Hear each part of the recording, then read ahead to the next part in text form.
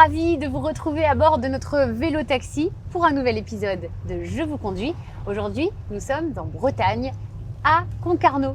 Concarneau, pourquoi? Pour faire la rencontre de Marc-Olivier Bernard, le dirigeant de la brasserie de Bretagne. Bonjour Marc-Olivier. Merci de nous recevoir chez bienvenue vous. à Concarneau, sous le soleil. Mais oui, soleil, ciel bleu, la Bretagne, sous son meilleur jour.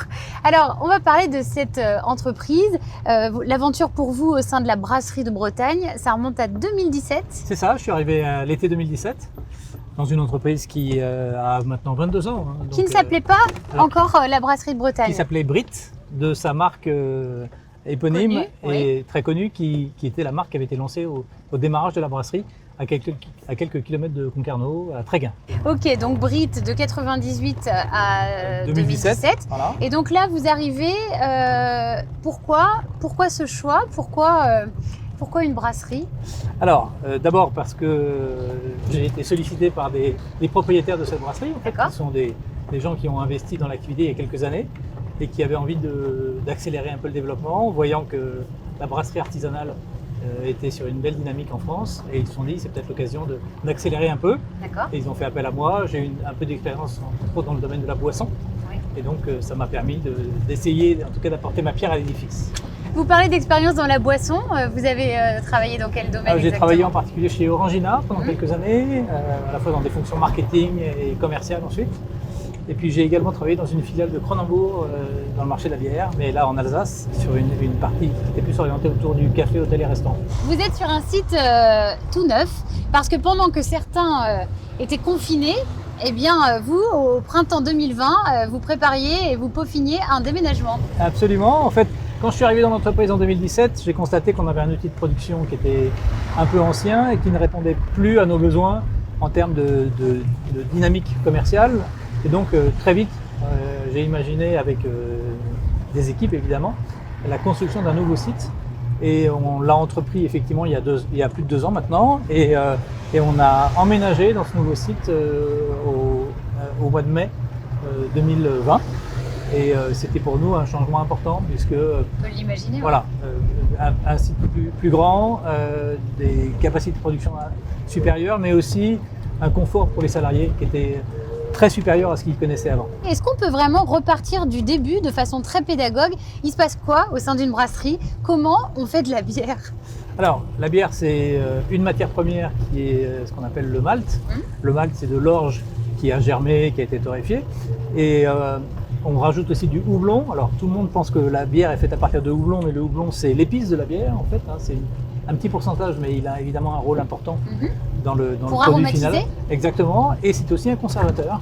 Et c'est ça qui permet d'élaborer des bières différentes, puisqu'on a des houblons qui viennent du monde entier. D'accord. Et donc c'est le mélange de ces houblons et du malt qu'on a choisi qui nous permet aussi de proposer des bières nouvelles. Notre matière première, c'est le malt. Oui. Aujourd'hui, on travaille de plus en plus avec du malt bio.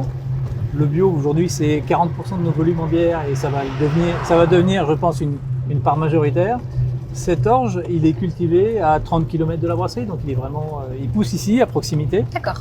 Et jusqu'à présent, pour le changer en malt, donc pour le transformer, il fallait le torréfier. Voilà, exactement. Il fallait l'envoyer loin en France, dans l'est de la France ou même en Belgique. Et donc notre matière première voyageait beaucoup, finalement, alors qu'elle aurait pu être transformée ici. Et c'est le projet qui est né de discussions avec d'autres brasseurs, nos confrères de Coref ou de Lancelot, entre autres, qui avaient le même souci. Et on s'est dit, mais si on ne le fait pas nous, personne ne le fera à notre place. Et donc on va finalement monter un projet de malterie en Bretagne, et c'est ce qu'on a fait. Et depuis fin 2019, on transforme le malt bio qu'on récolte. Exactement, ça fonctionne. À Sker, c'est un petit village de Bretagne dans lequel on s'est installé, qui est à peu près à égale distance des 3 brasseries. Et on a fait venir dans ce projet maintenant plein de brasseurs artisanaux.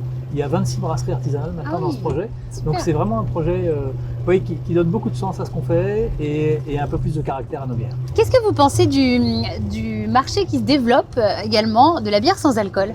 Alors c'est un marché intéressant. Il ne représente que 5% du marché de la bière aujourd'hui. Par contre, il est en fort développement. Oui, on sent qu'il est en développement. Et très vite, on s'est intéressé à ce marché aussi en se disant il faut qu'on puisse proposer à nos consommateurs qui ont envie du goût de la bière, mais pas forcément de l'alcool, ou alors qui vont prendre le volant et qui veulent être prudents, il faut qu'on leur propose un produit d'aussi bonne qualité que ce qu'est une bière artisanale par rapport à une bière industrielle. Et donc on a beaucoup travaillé sur la recette pour proposer aujourd'hui une Dremwell, entre autres une Dremwell 0,0, donc vraiment sans alcool, qui a vraiment un goût de bière artisanale mais qui est sans alcool et qui aujourd'hui rencontre un assez vif succès et qui va continuer à se faire connaître. Mais c'est une piste qu'on trouve très intéressante et qu'on va continuer à développer. Et puis il va peut-être se développer aussi un marché des bières moins alcoolisées, parce qu'on se rend compte aussi que les gens aiment bien le goût de la bière, mais pas forcément les effets de l'alcool, ou en tout cas trop importants. Et donc c'est aussi des sujets sur lesquels on travaille. Est-ce qu'on peut parler de la FFB, qui n'est pas la Fédération Française du Bâtiment, mais la French Fabulous. Alors, Fabulous French Brasser. Ah oui, pardon, dans l'autre sens. Un petit mot anglo-saxon qui est un clin d'œil au marché de la bière, qui est un marché un peu emprunt quand même d'origine américaine et anglaise. En fait, on a créé Fabulous French Brasser en 2020 parce qu'on s'est rendu compte qu'avec Brasserie de Bretagne, on aurait quand même du mal à couvrir le territoire français et éventuellement à exporter demain. Et donc, on s'est dit, on va trouver des brasseries alliées, en quelque sorte, avec lesquelles on va pouvoir monter quelque chose ensemble. Et on a investi dans 2 brasseries, une qui se trouve dans la Drôme, donc dans le sud-est de la France, et une autre à Vézelay, à 2 heures au sud de Paris. Et on a mis en commun nos savoir-faire. Chacun garde ses recettes, son outil de production, son savoir-faire. Par contre, on a mis en commun nos achats de bouteilles, par exemple. On achète beaucoup de bouteilles ou de cartons. Et puis aussi nos commerciaux, qui partagent aussi l'ensemble de la gamme, en fait, ce qui fait qu'un commercial sur son secteur, il pourra proposer les bières de 3 brasseries. Et ça nous rend un peu plus intelligents, je dirais, ou en tout cas ça nous permet d'échanger avec eux et de construire des choses ensemble. Et on a envie de continuer ce mouvement, donc j'espère qu'on aura d'autres brasseries qui nous rejoindront dans les mois et les années qui viennent. C'est quoi le rêve absolu pour vous, pour la brasserie de Bretagne, je sais pas, à l'horizon 10, 20 ans? Alors déjà, à un horizon plus court de 3 à 5 ans, j'aimerais bien qu'on soit le plus grand groupe de brasseries artisanales en France. D'accord, donc, premier objectif. Voilà, on va se dire, on est dans la 2e division du marché de la bière, hein, les géants sont très loin. Ce qui m'intéresserait, c'est effectivement qu'on soit donc, la brasserie artisanale de référence en quelque sorte dans ce domaine. Et puis, ce que j'aimerais, c'est qu'éventuellement ça puisse nous permettre de nous ouvrir aussi les frontières pour aller ailleurs, en Europe ou un peu plus loin, éventuellement, si nos bières rencontrent autant de succès à l'étranger que ce qu'elles ont connu en France. Et alors vous, quelle bière vous préférez? Parce que je ne vous l'ai pas demandé ça. Oui, alors c'est comme quand vous dites dans vos enfants lequel vous préférez. En fait, je les aime tous pour des raisons différentes. Alors moi je suis très bière bio. D'accord. Parce que parce qu'il y avait une vraie différence de goût selon vous? Alors pas forcément, mais c'est un peu une conviction, en quelque sorte. Donc évidemment j'aime bien Dremwell. Et c'est vrai que Dremwell est quand même une bière pas trop alcoolisée qui se boit assez facilement. Donc moi je préfère ça plutôt que les bières qui tapent un peu comme on dit. Mais j'ai beaucoup de plaisir à prendre une Saint-Erwan IPA par exemple. IPA c'est cette nouvelle tendance. Moi je croyais qu'on disait IPA. Oui, IPA. Alors on va dire les deux. Indian Pale. Alors India Pale Ale, parce que ça vient d'Inde. Donc, et en fait, au 19e siècle, les Anglais ont souhaité emmener de la bière en Inde. Ils l'emmenaient en bateau dans des barriques en bois. Et quand elle arrivait là-bas, elle était piquée, elle était quasiment imbuvable. Et ils ont eu l'idée de renforcer le houblon. Le houblon qui est à la fois un amérisant, mais aussi un conservateur de la bière. Et donc ils ont augmenté fortement les quantités de houblon dans ces bières. Et elles sont devenues India Pale Ale, c'est-à-dire une bière blonde de l'Inde en quelque sorte. Avec ce côté un peu corsé. Ouais, et en fait, cette recette, et là aussi, c'est les États-Unis qui nous ont montré la voie. Ils ont ressorti ces vieilles recettes des tiroirs. Ils ont réélaboré des nouvelles bières IPA qui fonctionnent très bien. Et aujourd'hui, c'est ce qu'on nous demande le plus. Ah oui, ce qui fait gros succès. Ouais, que ce soit sur Bridge, sur Saint-Erwan, sur Dremwell, on a des IPA sur l'ensemble de nos gammes. Et Saint-Erwan, qui est une bière IPA qui avait beaucoup de succès, les consommateurs nous disaient non mais c'est bon, maintenant celle-là on la connaît, il faut nous en faire une qui va un peu plus loin. Et donc on a fait une double IPA, 2 fois plus houblonnée en quelque sorte, et qui a énormément de succès également, qui a été élue dans les meilleures bières du monde en tout cas. Donc c'est vraiment des produits qui marchent très bien. Justement pour la recherche et développement, vous faites comment? Il y a une cellule qui dit tiens j'ai une idée, ou alors, vous stimulez comme ça les... Oui, on a 2 façons de travailler en parallèle. L'équipe marketing qui nous dit alors les tendances du marché, ce qu'ont fait les concurrents, et puis les commerciaux aussi nous remontent des produits qui sont vus sur le terrain parfois, donc ça alimente une partie de notre réflexion. Et l'autre, c'est surtout nos brasseurs, parce qu'on a une équipe de 7 brasseurs qui se relayent sur l'entreprise, et c'est tous des fans de bière. Et ils brassent tous en général chez eux à titre personnel, dans leur garage, dans leur cuisine, voilà. Et puis en fait, ils reviennent de temps en temps en disant « Ah tiens, j'ai essayé tel houblon, et puis j'ai préparé la bière différemment, ainsi de suite. » Voilà le résultat que j'ai obtenu. En fait, on goûte ce type de produit et on se dit, bah tiens, ça c'est une bonne idée. C'est un produit, alors on va le préparer nous pour le mettre à la dimension de l'entreprise et puis parfois le retoucher un peu. Mais ça nous alimente aussi en innovation. L'idée est de lancer 3 à 4 nouvelles bières par an, donc c'est un rythme. C'est exigeant. Oui, c'est un rythme assez soutenu. Oui, quand même. Et puis au début, quand vous avez 2-3 références, c'est facile. Quand vous en avez une trentaine, comme c'est notre cas aujourd'hui, c'est compliqué de sortir des sentiers battus. Il faut apporter quelque chose au consommateur. Il ne faut pas juste dire j'ai une nouvelle bière avec une nouvelle étiquette. Donc c'est clairement un chantier qui se passe entre brasseurs et nos équipes marketing et commerciales. Mais pour le moment, on avait plutôt envie de se dire les nouvelles bières remplacent celles qu'on va arrêter, sauf qu'on n'en arrête pas. Donc en fait, ça se développe et c'est donc tant mieux. Nos gammes s'élargissent un peu, alors ça complexifie un petit peu la production chez nous, mais globalement, en tout cas, ça prouve que l'activité se développe et ça, c'est bon signe. Quelle est la phrase que vous répétez souvent pour motiver vos équipes ou à vos proches, un slogan, un peu quelque chose qui vous colle à la peau? Il faut sortir du cadre.